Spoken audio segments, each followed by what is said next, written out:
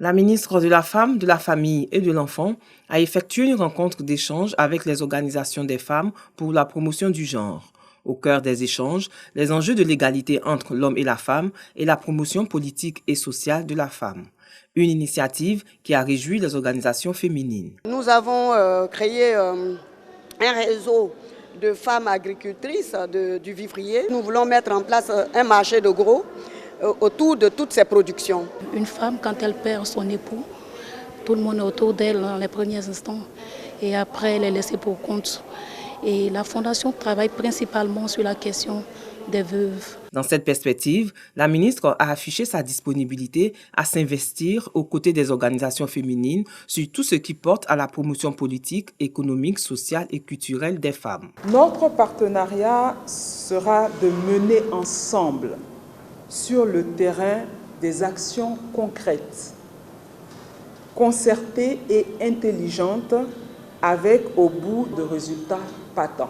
J'ai à cœur de mener l'autonomisation des femmes et des jeunes filles pour qu'ensemble nous contribuions à éliminer la pauvreté féminine qui est un véritable frein au développement des familles dans notre pays.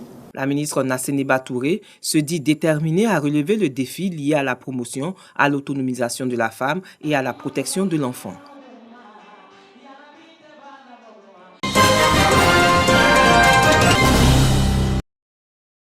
Matériels médicaux et sanitaires et des ambulances remis aux hôpitaux et dispensaires de la commune de Trècheville. Une action qui s'inscrit dans le cadre du projet à impact rapide des régions PI2R. Ce matériel médical va permettre de renforcer nos capacités opérationnelles, donc de faire une prise en charge adéquate de nos populations.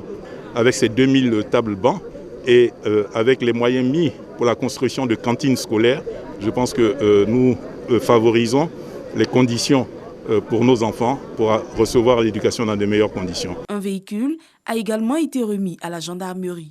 Nous, les gendarmes, au nom du commandant supérieur, le général de corps d'armée Alexandre Apalo Touré, nous aimerions humblement remercier le président de la République. Ce don va contribuer à l'exécution efficace du service.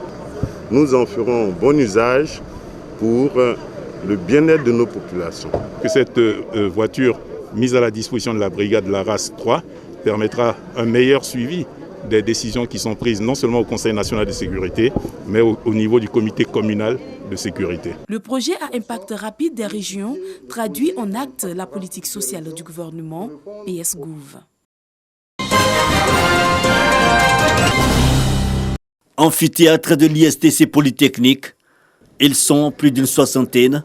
Ce sont des agents de la radiodiffusion télévision ivoirienne, RTI, à la retraite. Ils militent désormais au sein d'une association apolitique, l'Amicale des anciens agents de la RTI, la 2A RTI, créée récemment. Cette première assemblée générale aura permis aux anciens de la Maison Bleue de définir les statuts et règlements intérieurs de leur association.